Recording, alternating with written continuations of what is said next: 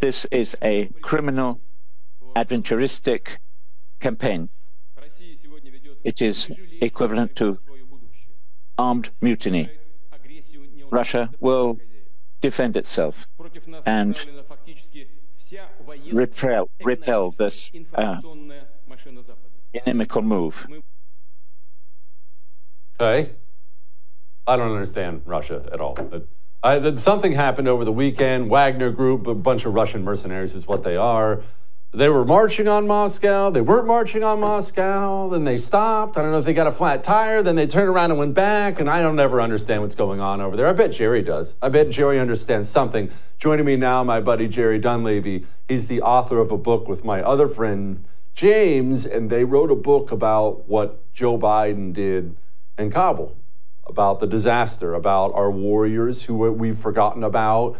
And I want to encourage you to honor them. Go pick this up and find out about it. They deserve to have their stories remembered, right? And the people who did that to them deserve to have their stories remembered too. So anyway, we'll get back to the book in a few. Jerry, what happened in Russia? I don't understand that place. Yeah, so over the weekend, the head of Russia's Wagner Group, which is essentially a private mercenary group that works for the Russian government, his name's Prigozhin. And he's been highly critical of the Russian Defense Ministry for a long time now, for how the Russian invasion of Ukraine has gone, because it hasn't gone exactly how I think Putin would have wanted. And it hasn't gone how the U.S. predicted, by the way. The U.S. basically predicted that Ukraine would fall in a few days, and obviously that hasn't happened. It's still a terrible war, lots of people dying on both sides. But Prigozhin, the head of the Wagner Group, seems to have had enough. The Russian Defense Ministry was trying to get the Wagner Group to essentially dissolve, to agree to fold under the Russian Defense Ministry. The Wagner Group and Prigozhin didn't want that. And so Prigozhin embarked on what he called his March of Justice, where he marched a column of tens of thousands of his troops out of Ukraine and into Russia. Half of them went to a Russian city called Rostov, and the other half made it to about 150 miles outside of Moscow before they stopped and turned around. So pretty crazy times. You had a lot of so-called Russia experts who did not see this coming. When it started to happen, basically started to predict things like a Russian civil war. And then as quickly as this all started, it ended. So more to be seen here, but I just think that this is sort of perhaps a humbling moment, that what's going on there in Russia is complicated, to say the least. And if I might add, the big point and the broader point about all of this is that, in my opinion, none of this should be happening.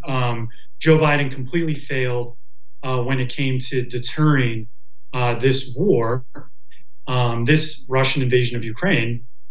And as a point that we make in our book is that a big piece of why it failed, outside of many decisions that Joe Biden made related to Russia that were just mind-boggling, but his debacle in Afghanistan, this just debacle in Afghanistan that left, obviously the Taliban and members of Al-Qaeda running the country, thousands of Americans left behind, tens of thousands of Afghan allies left behind, and of course, 13 American U.S. service members killed in an ISIS-K attack that never had to happen. That debacle, I think, is what essentially gave Putin that final boost that he needed to decide to invade. And now we have this terrible, destructive, dangerous war happening, and it's just something that never had to happen.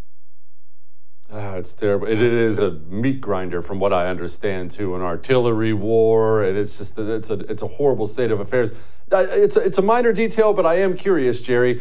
This Russian Wagner Group General Pierogi, or whatever his name is, what was his axe to grind with how Russia has actually conducted the war? What aren't they doing that he thinks they should be doing? Right. So basically, he's had a bone to pick with the defense ministry for a while. I mean, if you've been following Russia's invasion, it obviously has not gone the way that they wanted. They called it basically a special military operation at the start of this because the Russians thought that they were just going to roll over and potentially take even the capital city of Kiev within a few days, and that didn't happen.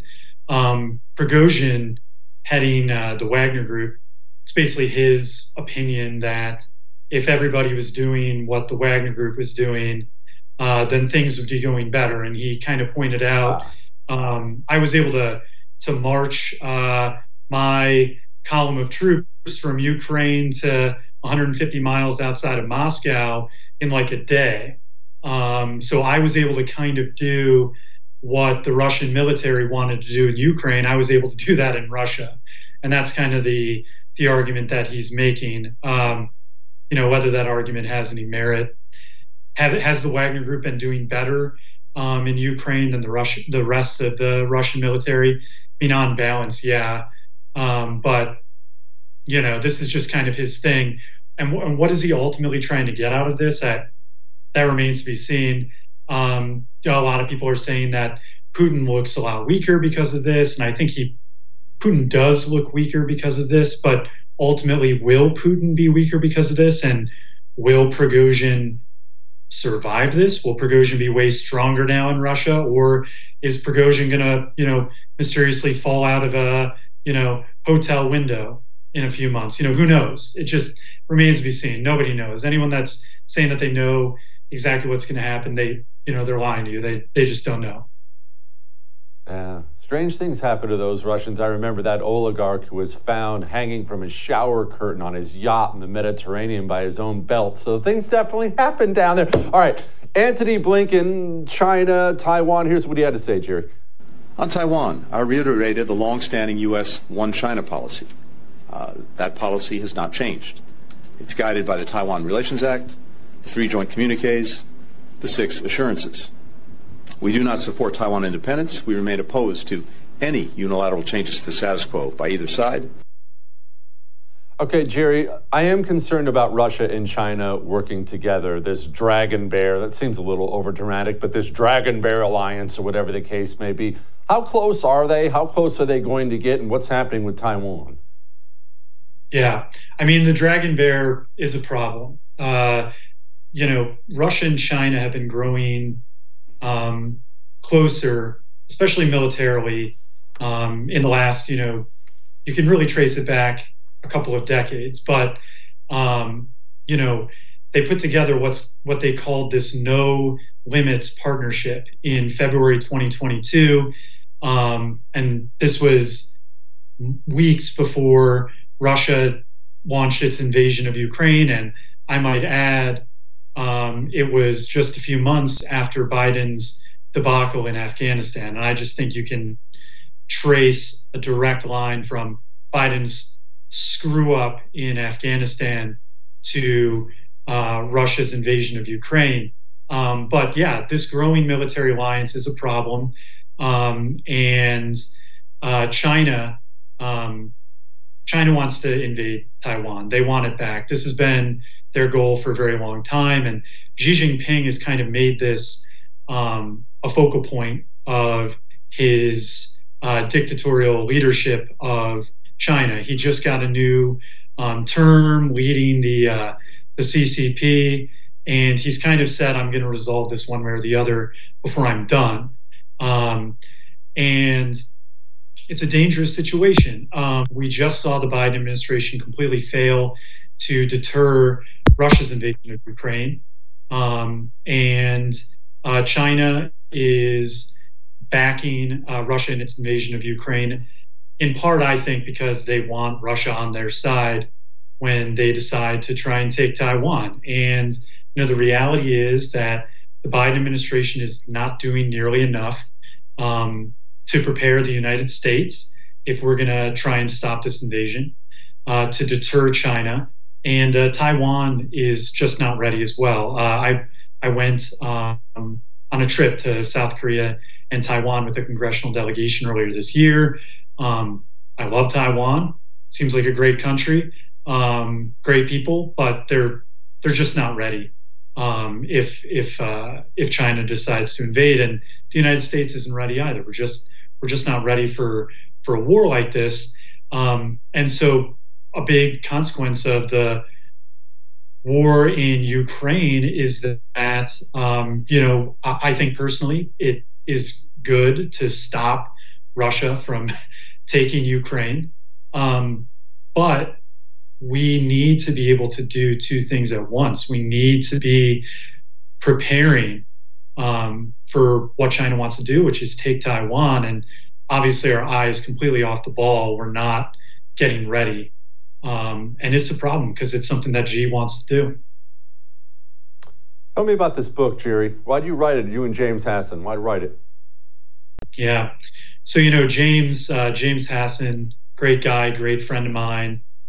He did a tour in Afghanistan. So he's a former Army captain. So he's seen this thing on the ground. My brother, he's in the Army. He's done numerous tours in Afghanistan. Obviously, James and I have a lot of friends who have served there. And James has friends that lost their lives there.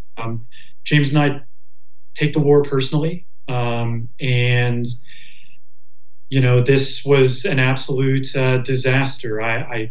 James and I both saw it coming. The way that Biden did the withdrawal, there was pretty much no other result that could happen except for this debacle. And, the situation that these U.S. service members were put in, a lot of them Marines, the situation they were put in where we, basically the Biden administration, at the end of this, all that we had was this little airport in the middle of Kabul, and our troops are completely surrounded by the Taliban, who have taken over the entire country.